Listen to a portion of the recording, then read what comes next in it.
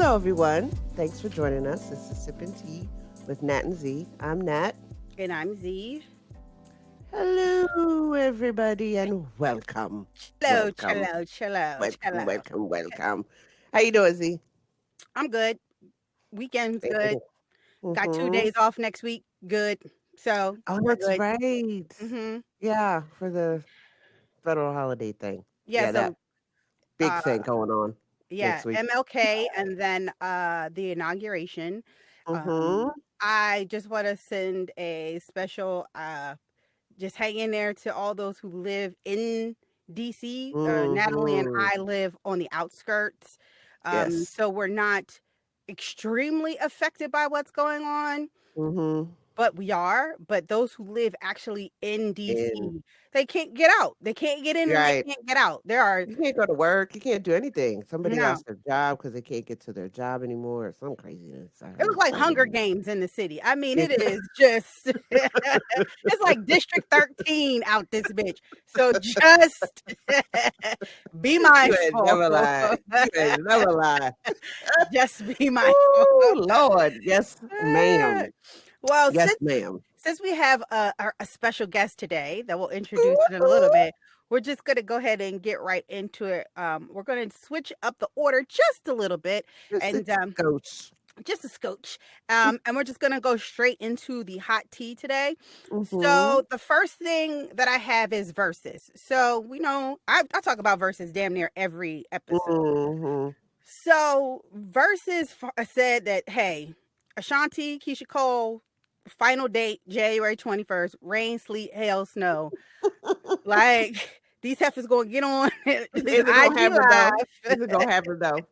I don't know. At this point, they could keep it because this wasn't a battle that was like, ooh, for me, but it was Right, like, right. hmm, I, Might be okay, something to do.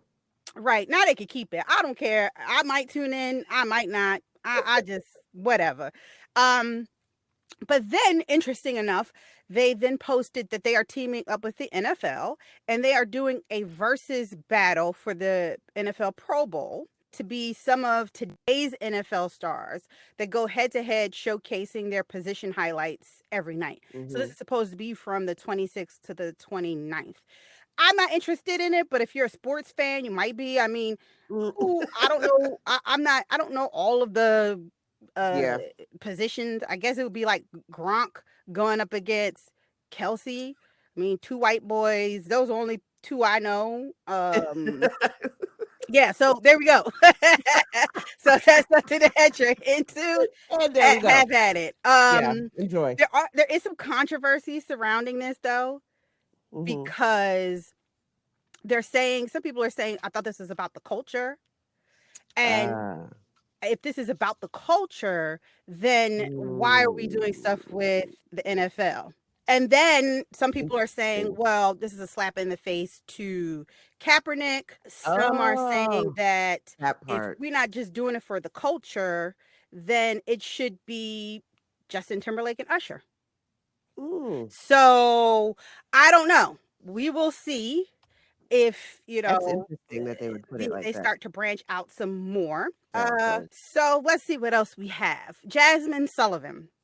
So Jasmine Sullivan released her EP, Mm-hmm. and it Mm-hmm. is called Hotels. I Oh, absolutely okay.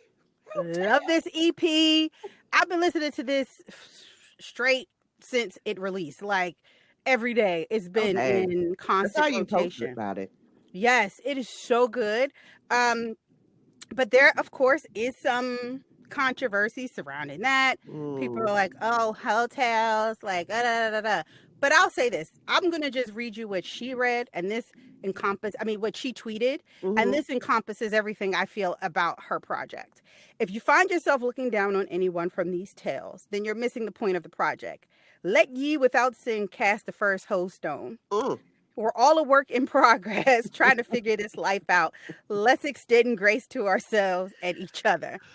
Now, if that ain't a whole word, A whole let word. A let whole ye, word. yes, let ye without sin cast the first host All stone. right, bring it home, Pastor. Bring it home. Bring it home.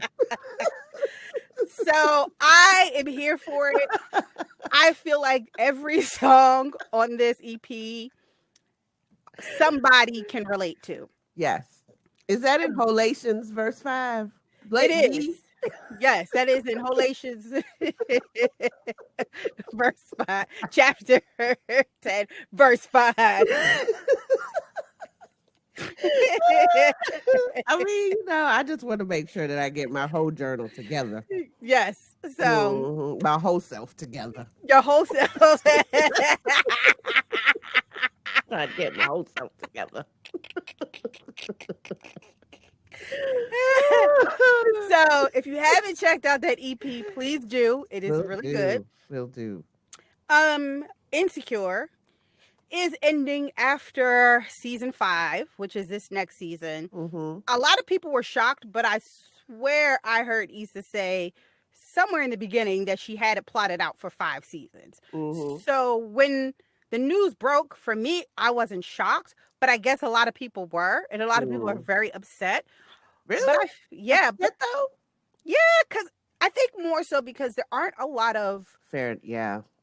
African American shows on television that Mm-hmm. really like detail the I guess the stories that we like to tell. Mm-hmm. They don't really represent, where we are as a people right now. So Right. I think Authentically. authentically. So I think a lot of people that's why a lot of people have some type of feelings about it. But Right. I'd rather it end on a high note than overstay its welcome, and then it's just like, okay, like Right. really. It's getting old. Right. Y'all need to go. Exactly. So season 5, if you haven't watched Insecure, this is a good time to catch up. If you Mm-hmm. started watching it and you fell off, again, a good time to catch up. I think it's supposed to premiere later on this year. So Okay. yeah, season 5. Cool. Kamala Harris, the Vogue cover. So, there was some controversy surrounding the selected What? photo. Well, because apparently her team is saying that that is not the photo that they selected. The photographer Mm. is the first, I think, black. I hate saying first, but this is where we are. It's the first African American photographer to shoot a cover for Vogue. If you remember, I think it was back in Mm-hmm. 2018. He shot Beyonce for the cover. Right. So apparently they took they used the informal image, that's what they're calling it, of her standing behind the uh green and pink drapes. Mm-hmm. They said it was supposed to be an homage to AKA, right? Mm-hmm. um and they said that it captured her authentic approachable behavior, because she was in I mean her approachable nature, because Mm-hmm. she's in like pedal pushers Right. And and her Chuck. chucks and a black blazer. um and they said that they thought it was one of the hallmarks of the Biden Harris administration. Mm-hmm. And so with that explanation, I was like, okay, but still, I felt like you could use that photo in the magazine. But I Like in the article. right, but I think that I don't think, and I agree. There was a writer for, I think, Washington Post that said that he didn't think that there was anything inherently wrong with the photo, but it's Mm-hmm. just selecting the more informal one as a cover kind of takes the roses away from Harris, because this is a Mm-hmm. historical moment, right? She's the first female vice president, first African American female vice Mm-hmm. president, and it just seemed like it should have gotten a little bit more respect, the cover. Mm-hmm. And some people are feeling she should have been in the powder blue suit. Again, I see both sides. Right.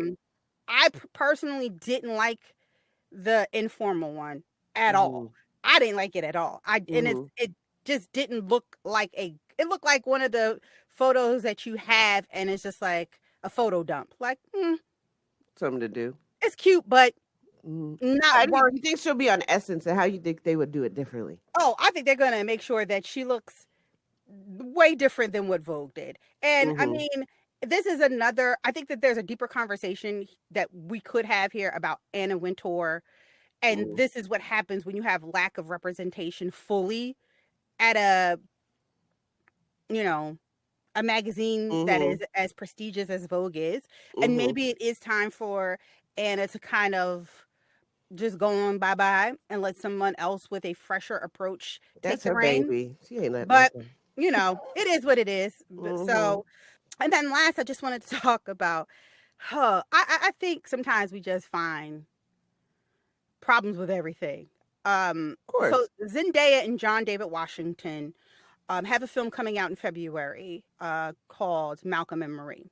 Mm-hmm. And I've seen the trailer. I'm like so here for it. If you don't know who John David Washington is, it's Denzel Washington's son. He sounds just like his daddy. He sounds just Mm-hmm. like his daddy. He's on He looked Ballers. Yes, he looked like his mama, but he sounded like his Yes, he daddy. does look like his mother. Yes, that is. Um, so they shot this film during quarantine, and people are taking issue with this film already. It hasn't even been released What? So how do you take issue with the film and it's not out? because people are pointing out the age gap between John David Washington and Zendaya. So Zendaya is 24 and he's 36. So Okay. people are saying that their age gap is an issue. So I'm like, Wait, okay, well, what? what's the issue? They're Okay. acting. What's the issue? So people are saying that in movies, the we usually see older men teamed up with younger women. Right. And that means that there are going to be fewer lead roles for older women in Hollywood. Mm-hmm. Okay, so I get that. That part. I get that. Mm-hmm. But I also get Zendaya is an amazing actress. Mm-hmm. She's an amazing actress. And I Mm-hmm. don't think she should not take a role because of her age, just because you feel like someone older should have had the part.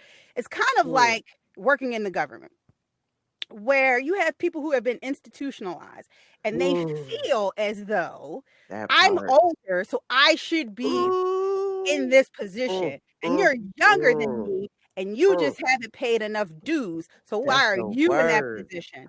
And I feel like in certain cases, it should just be based on merit. If I'm a good worker, Mm-hmm. if my work speaks for itself, Bring it home. Bring it home. then if I get it, then I deserve it. Thank It you. shouldn't always just be Yes. based on age, because and I'm not saying that there isn't any merit to what they're saying, as far as we know when it Right. comes to Hollywood, African American roles period are few and far between. Very much so. A lot of times we do get the same old people and all the same roles, and I get that. But it's not like Zendaya is just like some, like Zendaya is she is awesome. They're already talking about potential Oscar nomination for Mm-hmm. her for this particular role.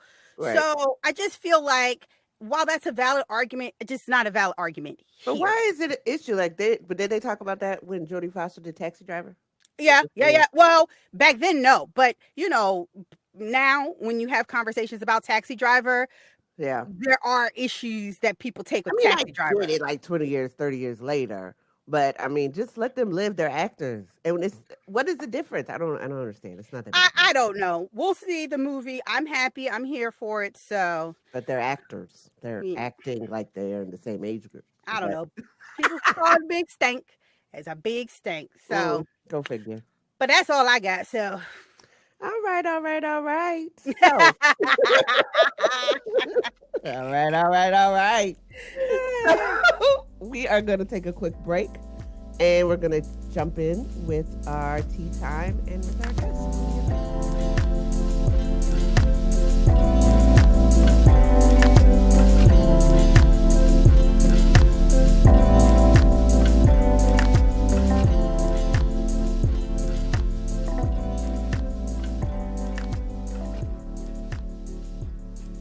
And we are back. So, like we mentioned in our last episode, we were talking about astrology. So this episode is called Mercury's in Microbraids. Astrology part 2. Y'all, if y'all can see the picture that Z got for this episode, y'all gonna love it when you see it on IG. It is classic. So like I had mentioned, we have a special guest with us today, but we wanted to dive a little bit more into astrology and horoscopes, just beside to get a little more insight on the signs, planets, and houses. So it's time to, dig a little deeper with our expert guest, Heather, who we already said is the real life unicorn. She's just talking, y'all. Y'all just don't know. So we mentioned her a lot here at Sip and Tea. She is a lover of cosmos, sunshine, books, positive thinking. She's so good with the positive thinking. And the law of attraction, the deeper mysteries of life, music, so much more. And of course, unicorns. You can visit her YouTube page, Celestial Goodness 111 One. 1111. For those of the cosmos know that's a significant number, so peep that. And at her blog at celestialgoodness.com. Generally, I introduce our tea on the table, but today we're going to pass it on to Heather in honor of her being our first guest. So, what's on the table today, Heather? Hi, guys. Thank you so much for having me. I cannot get over the Mercury and Microbraids picture. Woo, so I just gotta laugh that out. Talk about Laugh away. I really love tea, actually, and the tea that I generally choose depends on my mood. And I've gotten so many good suggestions from you guys, so thank you. So there is something, though, about ginger tea that reminds me about my Caribbean upbringing, and that really embodies the sign of Sagittarius, since we're keeping with the astrological theme. Now, when I talk about ginger tea, I'm talking about the actual ginger root cut up, boiled in water. Yeah. Once upon a time, I didn't know nothing about tea bags. Ain't that the truth? Tea, okay? Everything's loose leaf and cut up. This ginger tea will get right in your throat. It's spicy, it's bold, it's helpful. It's just like Sagittarius, actually. And it's used in many different healing ways because it's kind of the Caribbean cure-all. You drink ginger tea? You're right. You have some ginger. Right. And it helps to keep all the signs on the go, but especially fire signs who love adventure. So that is my tea of the day. Great. So what we and Z and I are going to do, we're going to ask you some questions surrounding the zodiacs, astrology, and everything like that. So we wanted to start out with the most basic question from your point of view and your interpretation. What is astrology? So there's a dictionary definition of astrology, and that is the study of the movements and relative position of celestial bodies, interpreted as having an influence on human affairs and the natural world. So astrology for me really is a merger of science and art. It's a reminder that we should look at the patterns of history and life. And it's an instrument for helping us to navigate this human experience. So there's a quote I love. Thank you. By Christopher Penczak that says, astrology is the science and the art of interpreting the heavens and its relationship to phenomena upon earth. Bodies and movements within the heavens correspond to power and forces within ourselves and within our environment.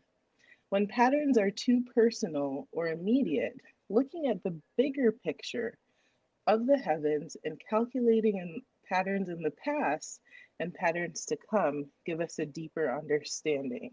Ooh, I like that. I love it. Astrology really helps to ground me when things are crazy. I'm like, what's going on? Let me know the transits. And it's also important to note that there is a time when astronomy and astrology were not separate. And it's very important for me to mention that if you go to the interwebs and you start looking for Black astrologers, you're probably not going to find that many. And some of the ones you find, you'll be like, is this some hotep stuff? What is going on? I mean, what is going on? Snap. It'll be Miss Cleo and Dionne Ward. Is Miss Cleo still in jail? Do you have a pair of taxes? I would love to know that. But yet, Black astrologers are out there. And I do believe that in coming years, this field is going to get a whole surge of interest just across the board. Yeah. Despite the fact that modern astrology is actually based on a lot of Greek and Roman symbolism, The reality is that this field has over 6,000 years of information and Wow. knowledge from different cultures. And this Mm. includes ancient Black cultures, Of Hmm. course it does. Yeah, Of course always. it does. Because Always. it's the beginning of everything. But anyway. ancient Kemet, ancient Egypt, exactly, created the basis of the information that the Mm. Greeks and Romans built on or stole because they That's, stole lots yeah, of there's a stuff. shocker. And another example is from the Dogon and Dahomey tribes in West Mm-hmm. Africa, and they had a very intimate knowledge and relationship with the cosmos. And since most Black people on this side of the planet, have ancestry to West Africa, that is our birthright too. So I just Mm. want people to understand that astrology doesn't have to be this scary, complex thing. It's something that's inherent to who we are. So, I Mm. like that. Yeah. And if there was ever supposed to be a stop the steal movement, it Mm. should be stop stealing Black culture. Okay, Mm. that's the real stop the steal movement. right. Hashtag message. So then, we hear a lot about birth charts when we talk about astrology and the zodiac. So can Mm-hmm. you Yes. give us a little bit of insight on what a birth chart is and what a birth chart means? If you look at a birth chart, you're gonna be like, "What the hell is this? It's just a circle with That's symbols." how we were. What is this? Looking like a But compass, but not. essentially, a birth chart, also referred to as the astrological natal chart, is a snapshot of the sky at the moment of your birth. It's really a beautiful roadmap to your life because it tells us where the planets were when you were born. So it's kind of like you are looking at a map, what sign the planets were in, and their relationship to each other. So all of these things form a conversation, and they also indicate the probability of certain things transpiring in your life and even increasing the probability of certain behavior by you, Mm. your likes, your dislikes, and so much more. Wow. It's really just another tool in our self awareness toolkit. So, within astrology, there's also a conversation about fate and free will. Humans have free will, and so while you have these tools to guide you, it's so important to remember you always have choice in how things will transpire. Mm. The birth chart, however, does prepare you for the journey ahead. If you know it's going to rain, you bring an umbrella. So I'm not trying to mess up my little hair. Right. So Say okay. So it's that. about Say that So, again. I love that. yeah.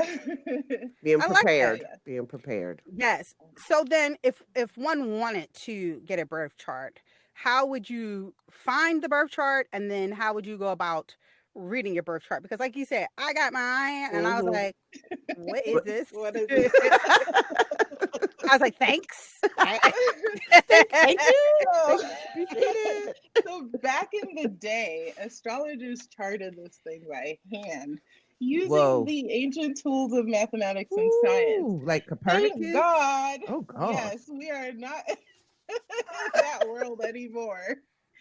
Woo, nowadays, you can find and read your natal chart from a variety of free sites. So, my favorite two are astro.com and Channy Nicholas Mm-hmm. because they're very clear, easy to use. You will need, these are the ingredients, your date of birth, your location of birth, and your time of birth.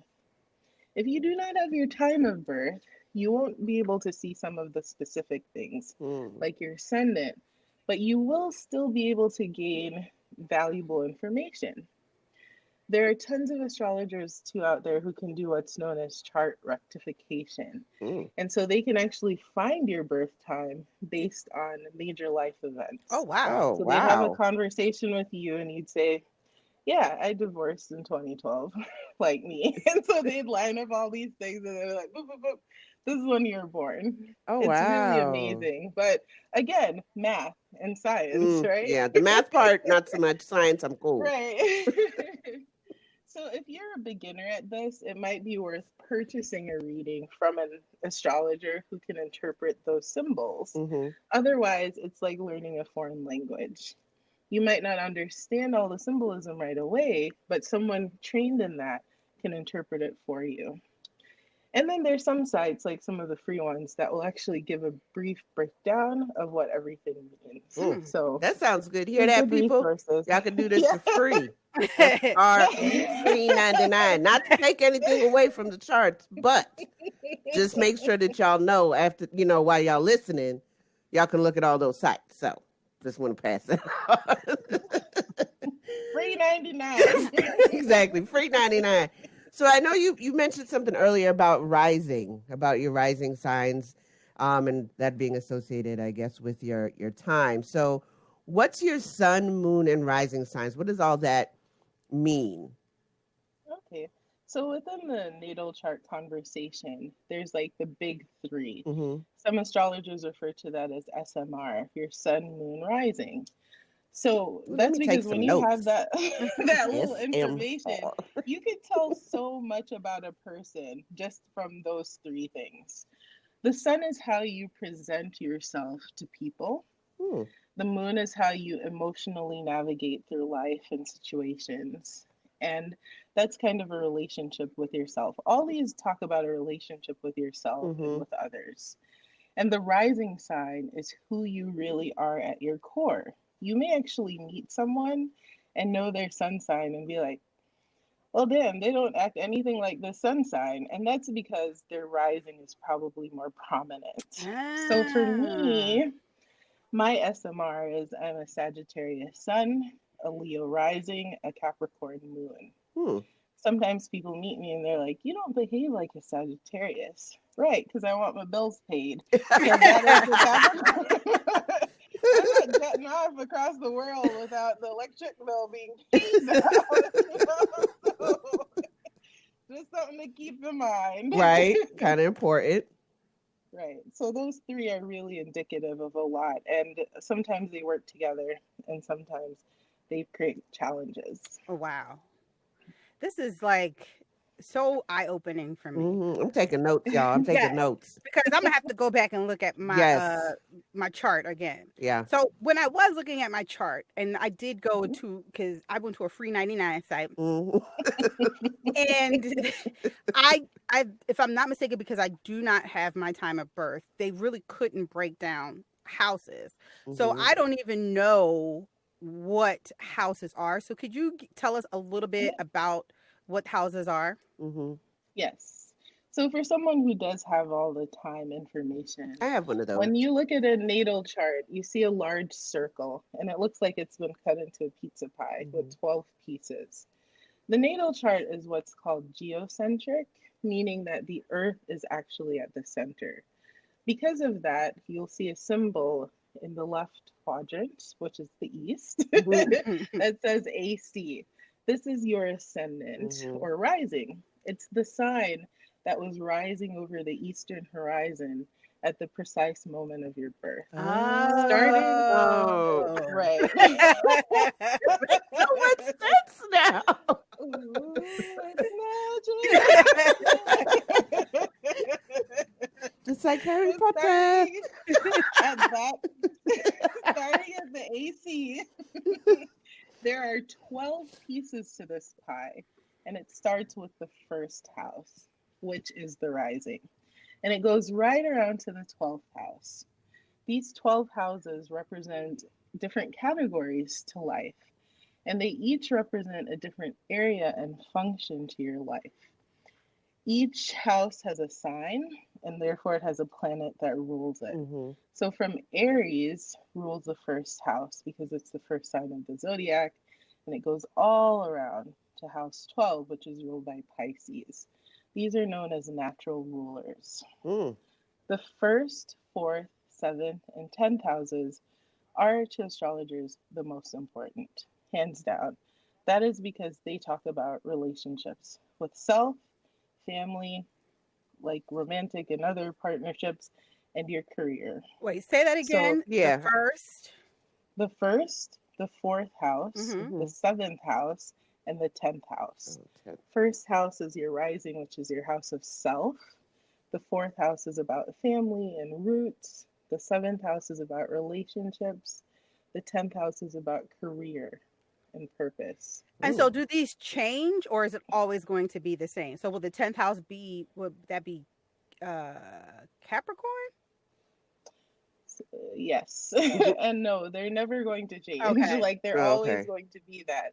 It's just that can confuse people because they'll say, well, my first house is Leo, but the first house is ruled by Aries. So there's a lot of Aries and Leo energy in that house. Okay. Mhm. Does that make sense? Oh, okay. Yes. Yeah. Yes. Yes. Okay. I got it. Mm-hmm. All right. Makes a Yes. lot of sense. Gotcha. Yep. This is a whole other course. Right. You don't have to take a course in this. I'm sitting here writing notes. So Right? first, fourth, Right. seventh, fifth. Okay, got it. Gotcha. So that's what. We could have a whole day talking about the houses because they're just that important in the relationships to each other. Hmm. And also, geometrically speaking, where they are away from each other is also important. Wow. So, That's yep. this is deep. So Yeah. speaking of getting deep, with 2020 going in the looking in our rear view, a lot of folks during 2020 were like, "Yo, what's going on with retrograde? Mercury is in retrograde," and people say you see IG memes about it, and based on, well, how am I feeling today? I don't know. Well, what's Mercury in retrograde doing? So what exactly does all that mean? Because it has been used so frequently within 2020 that I really don't think people know what it means. They just like the meme. Right. I think I've gotten a lot of the Mercuries in Gatorade or some ish. And you're like, what is this? And it's so crazy because the Mercury retrograde happens a lot. And Hmm. so we're just going to get into it. First, what is a retrograde? So this is a description from a definition from Sarah Varkas. She's an astrologer in the UK, and she has one of the best breakdowns of it. When we say that a planet is retrograde, we mean that from the perspective of Earth, it appears to be moving backwards against the constellation of fixed stars. This phenomenon occurs because the speed at which the planet is orbiting the sun is different to the speed at which the Earth orbits the sun.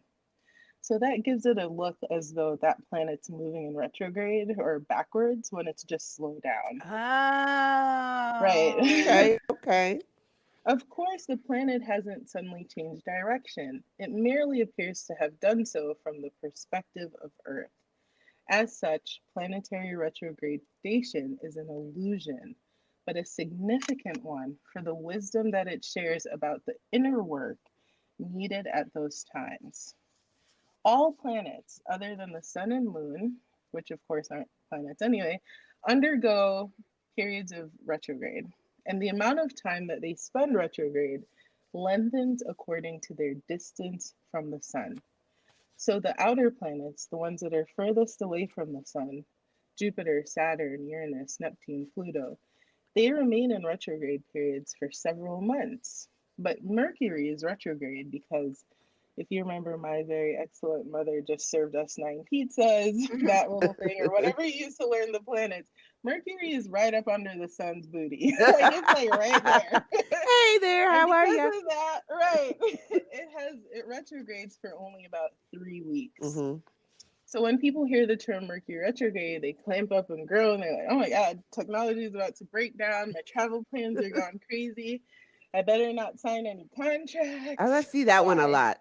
Not Right. signing contracts. So astrology is also a conversation about archetypes. And the archetypes that are most frequently used are from mythology. So in Hmm. mythology, the god Mercury was known as the messenger god. He ruled over communication, technology, travel, commerce, and luck. In some cases, Jupiter also has that. Hmm. He was a notorious trickster, hence Oh. why in retrograde times it feels like someone's playing a trick on you. Ah. Mercury's Greek counterpart is Hermes, not Hermes, the bag. And his Egyptian counterpart was the god Thought Hmm. or Jehuti, god of Wait, you wisdom. said thought? So Yes, that. yes. Okay, that's a conversation we need to get into. I wish people would stop calling thoughts thought because thought was actually like an Egyptian god of wisdom. So when people are like, that thought over there, my thought is like, oh my God. Like, no, that's not it. That's not it. Are they saying she's wise? Is she wise or is she a hoe? Like what? That's Just make Well, she wiser. She got some hoes. She got some hotels. Like, what's she talking about? well, thoughts do have some wisdom They and do. thoughtism. yeah. So, Yeah. You can argue They that. must be wearing that name out. But so going back to this whole Mercury retrograde, these are the complaints you hear, and my response is always the same. Once you understand something, you can better prepare yourself. Mm-hmm. So when I know a retrograde's coming up, I treasure the time. It is a divine gift. It's time to seek inner wisdom. It's time to reset and to slow down. And like I said, it does this 3 to 4 times per year. Now, when the planet does go into retrograde motion, it impacts the psyche internally. So Hmm. instead of tapping into the planet's energy externally, we have to go inward to gain the lessons that we need. The best analogy I've heard for Mercury retrograde is this: if you drive your car every day, what is going to happen? Before long, it's going to be new service, new tires, oil change, etc. Humans are the same.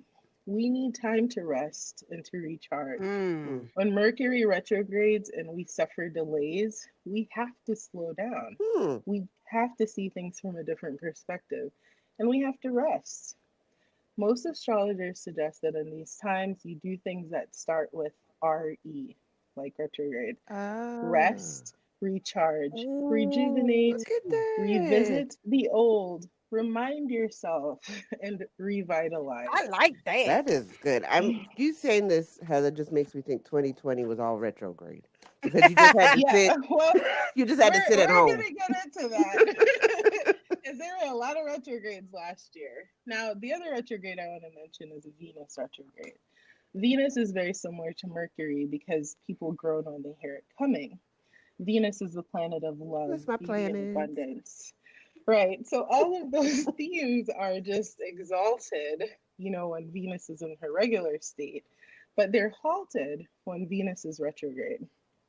Because of its proximity to the sun, Venus retrogrades every 18 months. Things that might happen: financial concerns, old lovers showing up, fashion Oh mishaps. Lord. They're like, don't cut bangs during a Venus retrograde. It's really like, what? It is a time though where you want to revisit old areas that need healing. Hmm. How are you truly with your finances? Are you just spending all your little money and then the government shuts down and you're like, oh, what do I do now? Personal tales. How are We all been you there. with We all been there. love?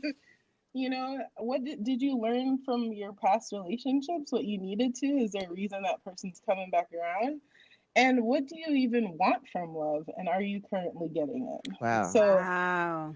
That's like so Venus is a very powerful retrograde time too. heavy, That heavy is heavy. introspection You know what and I feel like right now? Willow Smith. Do you ever watch Red Table Talks? And she's just like sitting there, like, yeah, wow, exactly. mhm, wow. She really does too. She really Oh my And goodness. then Jada comes out real quick. That part. It's does. just like Right. that's how I feel right now. And so I fully Mhm. understand where Willow is at, but she's like, wow. Wow. With you talking about Venus, Mhm. Venus retrograde, and you're talking about how Mm-hmm. Venus is the planet of love. Mm. Hmm. Mhm. The next question we have is should we look at signs when we are Mm. dating? And is there Yeah. compatibility? Are there best and worst signs to date and to marry? Okay, so let's just jump right into this because as someone who has had entanglements with all the signs, and I went through and I thought about it, I was like, oh, like what's that little sign Capricorn? The one. I was like, So I personally know which signs gave me the best love lessons. mm. And some of my best love lessons were very painful ones, but it really was informative about what I don't want in relationships. Say that Love, again. please. That should be a whole I show. think, Love lessons. yeah, Writing that Mm, down. yes. Love I think lessons. Lessons. that as we evolve, our needs evolve. And there's certain things that we think we want that we find that are not compatible with what we actually need. Hmm. Because everyone is more than their sun sign, and because we do each have free will, we also have a choice about how a relationship will go. Hmm. Fire signs can't just go out with fire signs. It would make for a pretty boring world. But I think when you use astrology to understand your own needs and wants, Mm. desires, and behaviors, you are more educated about being in a relationship with anyone at all. You know, people will say, like, oh, don't go out with that sign, but you're more than just one side. Mm-hmm. So you may have chemistry with somebody who, on the surface, you're not compatible with, Hmm. but on a deeper level, you're very compatible with them. The astrology of relationships is called synastry, and that's a whole nother Oh, day workshop. wow. Because Wow. it's a Who lot. knew? Because they can actually overlay charts to see how you guys might work in a compatible setting. Oh Oh, wow. wow. Really? Where can I get that But done? you can, on all those free sites, you can actually do compatibility reports Mm-hmm. with another person.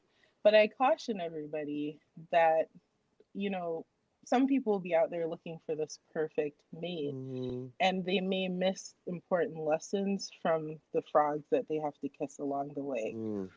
I Say have that. been married Right. before. When I was younger, I went out with a lot of fire signs. I was in my, like, height of my, like, most passionate, compulsive self. Mm-hmm.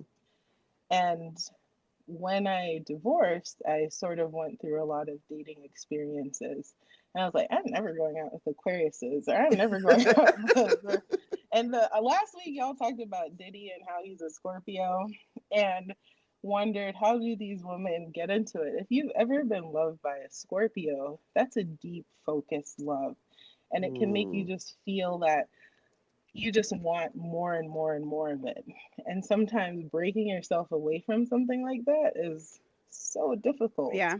So I Mm. looked at even like the lessons Diddy's probably learned, because Cassie broke up with him, then she got married like right away. Mm. Kim broke up with him, and then he was on when after she died, he was like, "Oh, I loved her so much," and I really felt like he did love her so much, but he just didn't know how to appreciate her Mm. when he had Mm. her. Mm-hmm.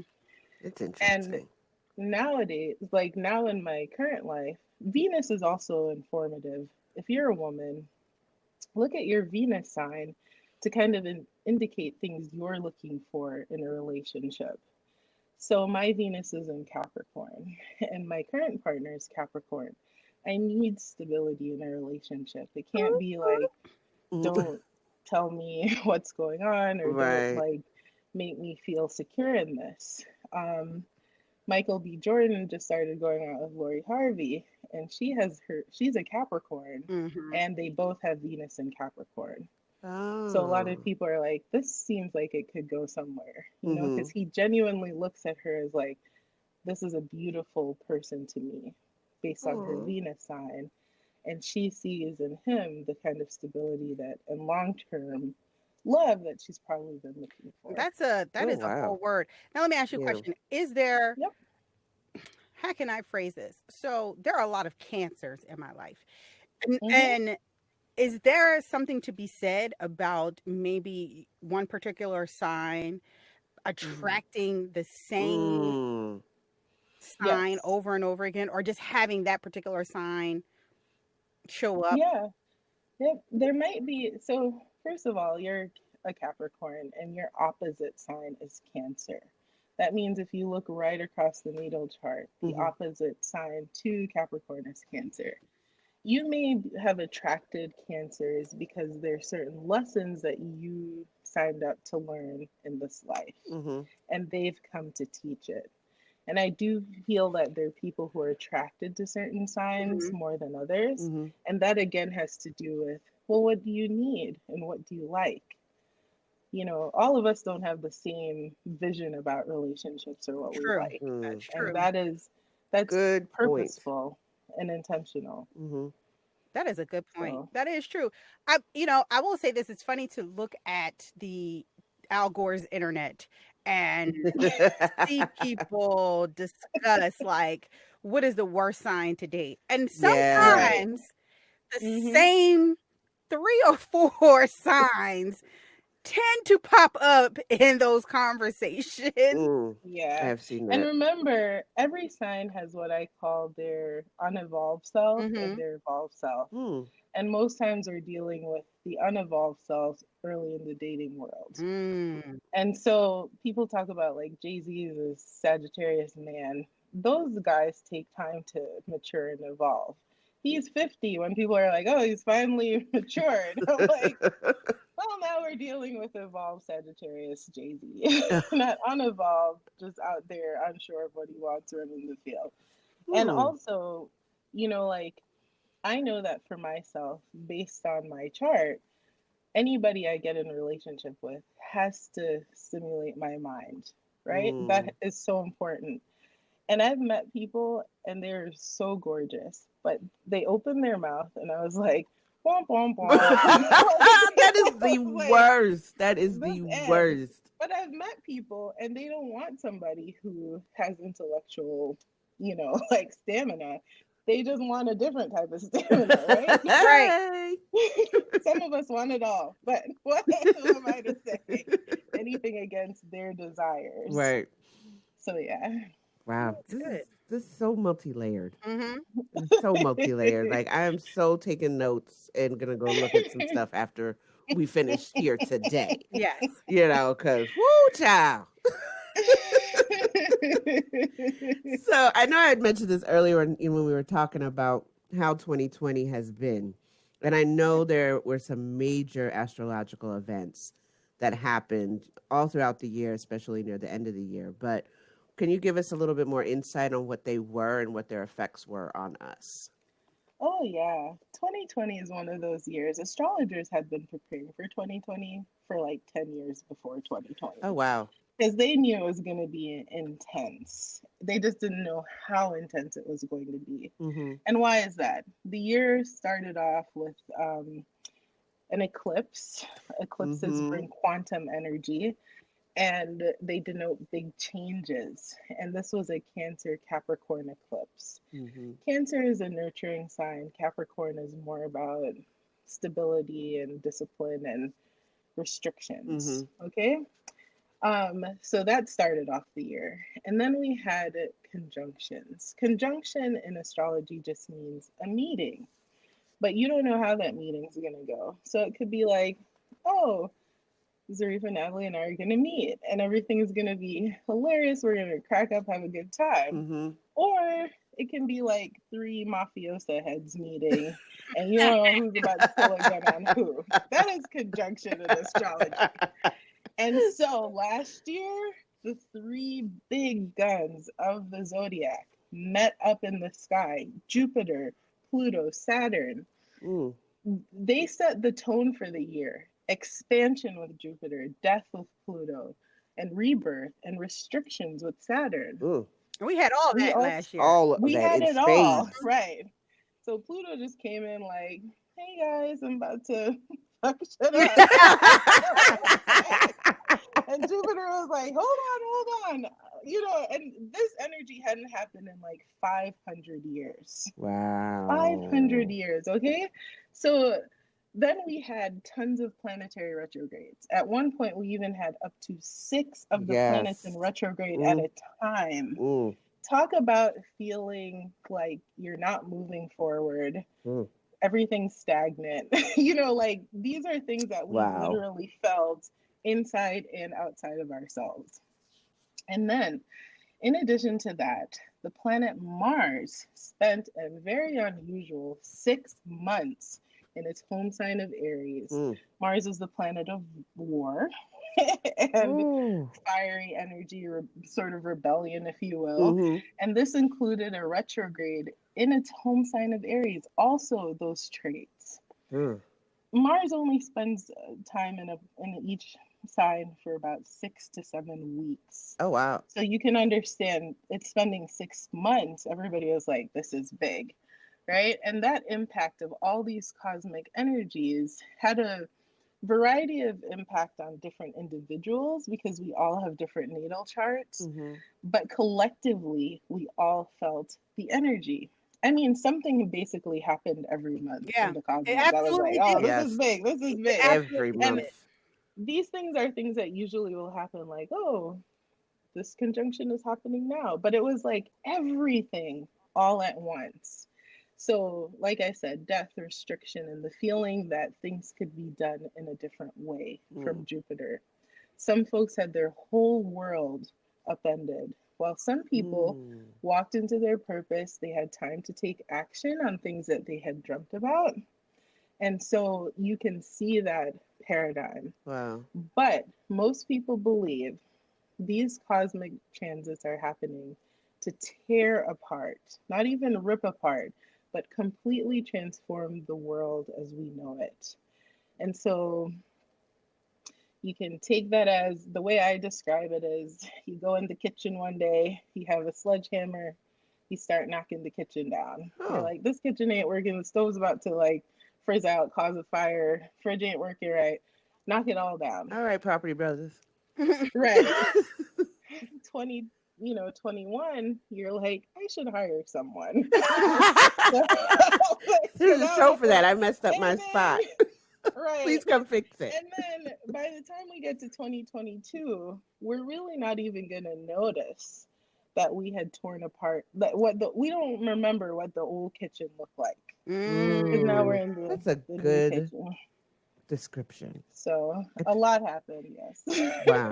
So that's a good way to transition to this next question that we have for you. So, I've been reading things about the age of Aquarius. Of course, there's a song about it. Hmm. And there have Mm-hmm. been astrologers who've debated when the age of Aquarius begins and when it ends. Some say that it began in the 1900s, Mm-hmm.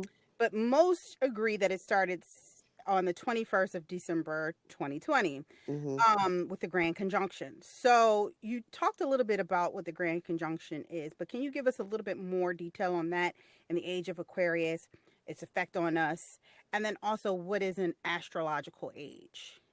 That's a Yes. lot, I know. Yeah. So Loaded question. I'm thinking about the time because Saturn is our time king, but I'm like, we're just gonna jump in.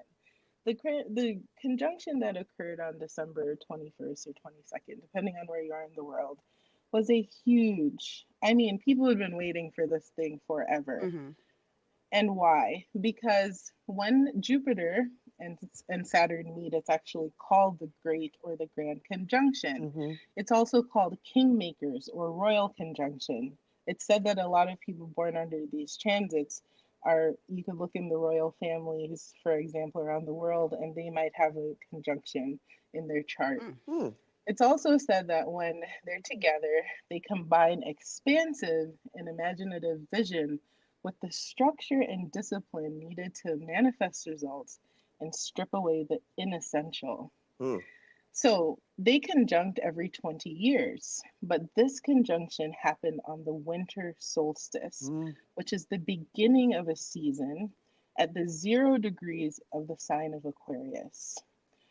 So, 0 degrees is a critical sign in astrology. It always means it's the beginning of something, a new journey. And in this case, it's the journey into the sign of Aquarius. Mm. It was the first time in over 200 years that these two planets met in an air sign. And there's scientific reasons for that. We don't have time to get into. And then 600 years since they met in the sign of Aquarius. If you think about 600 years ago, we were also, I think, dealing with the Black Plague or the bubonic plague, and Mm-hmm. also Martin Luther had broken away from the Catholic Church. Those were big things Oh, happening, wow. and so they're big parallels to the development for Earth, but it also relates to culture, society, and politics. Now, you asked about an astrological age. So, an astrological age is about 25,000, or I'm sorry, the Great Cycle, which are all the 12 ages, is about 25,860 years. Oh, That complete cycle is called the Great Year.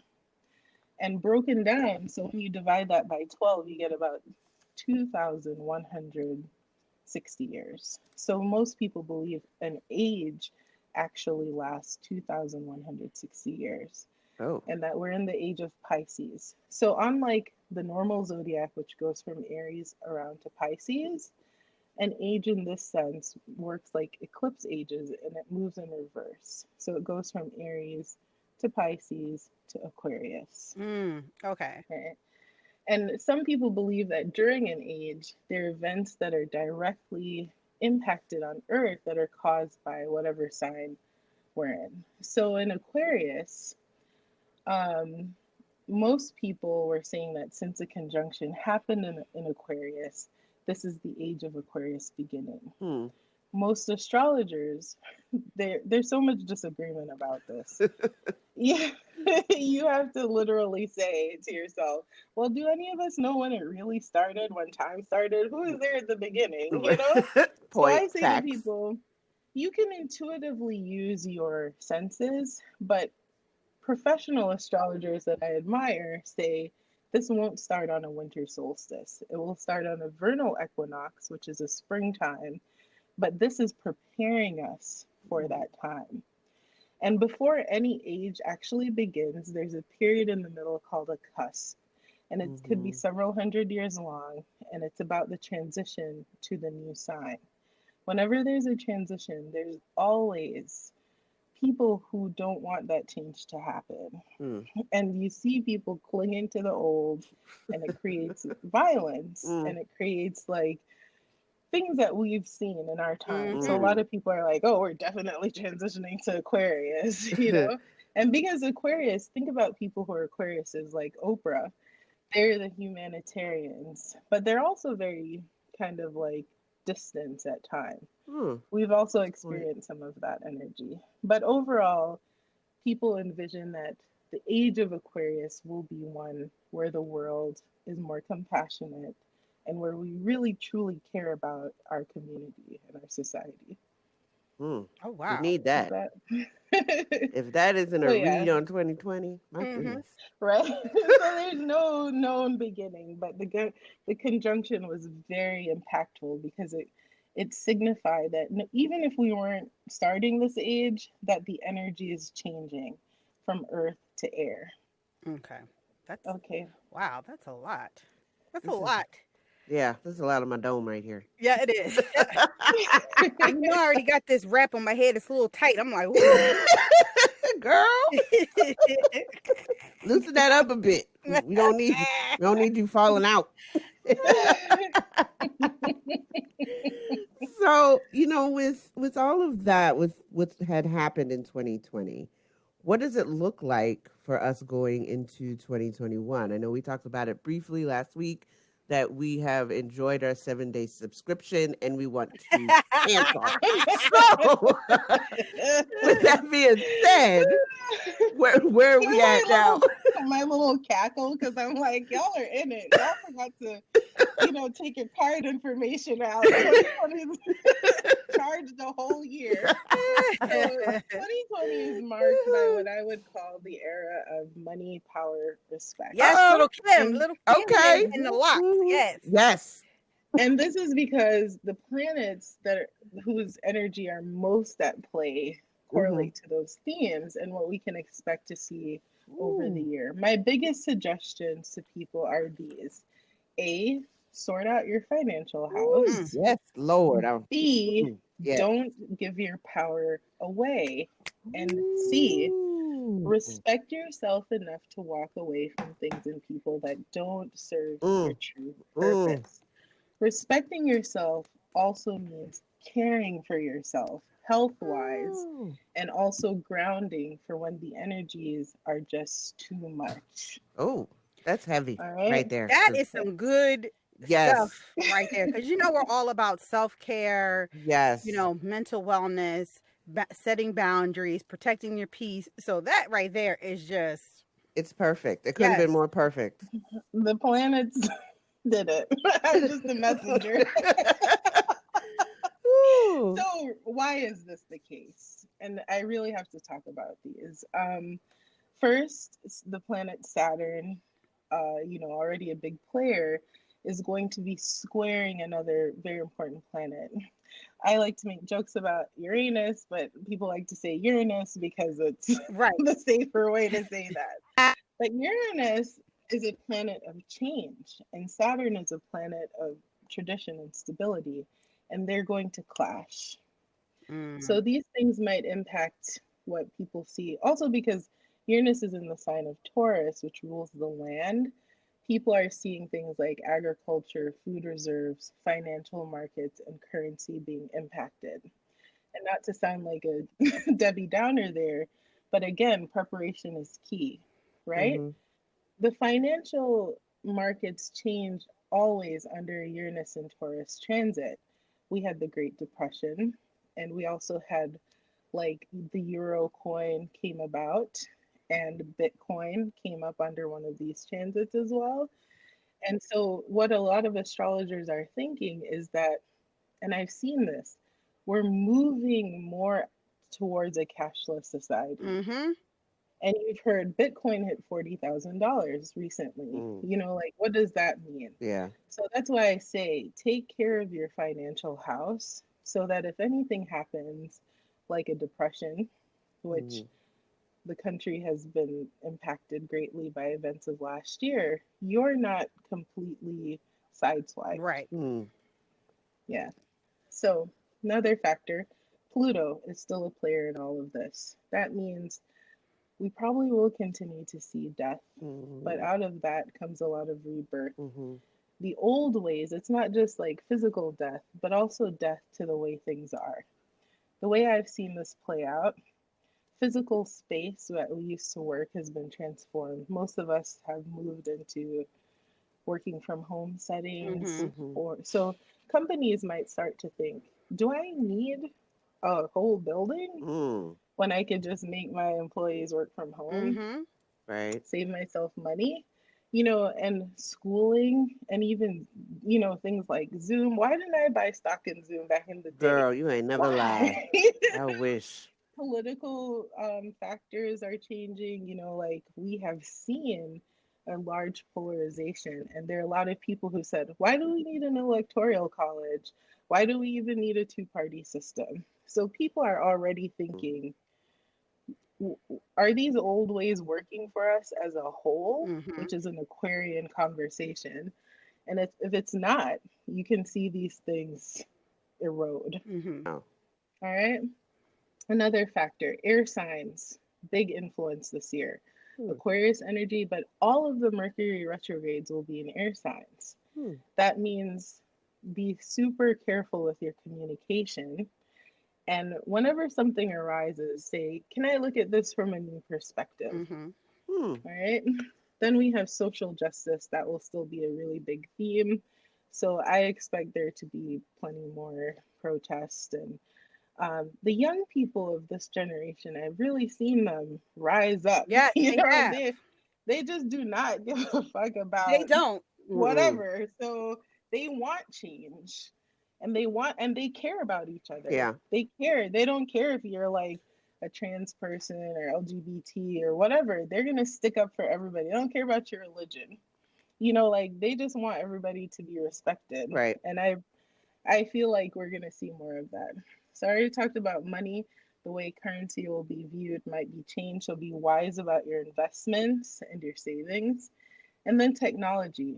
Most people expect rapid advancements in tech.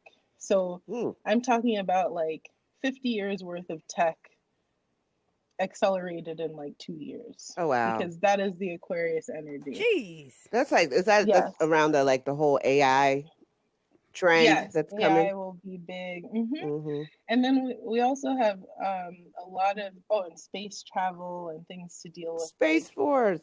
right, Mm. the darker sins. And then we have a lot of air and earth energy. So I want people to counter that with fire and water. That means stay hydrated in your physical body, exercise, literally move your body to help counter the onslaught of these.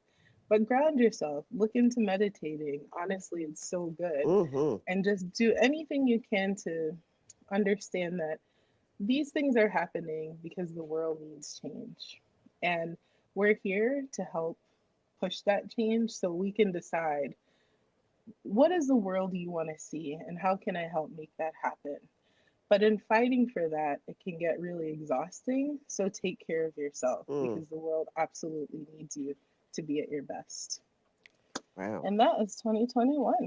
Woo, you left us with Whew. good word, a lot That's to think about. heavy, heavy. Yes, a lot to consider. I just wow, that was a lot. I hope our listeners really got a lot out of that because I know we did. I Mm. took some notes. I'm gonna go back and do some research on some of the things you said, get my financials Yay. Yes, in check, definitely. Z, I need you to send me that thing get my to coins. get my coins Yes, I situated. can get my coins Yeah. situated. Yes, and understand what Yep. Bitcoin is. Yes.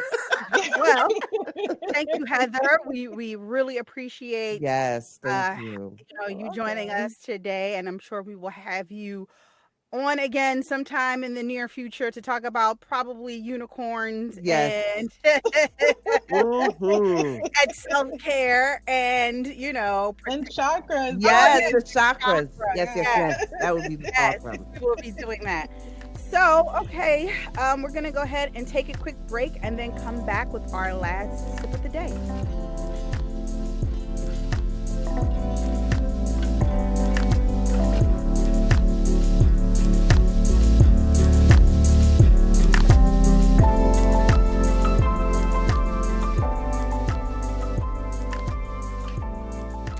And we are back.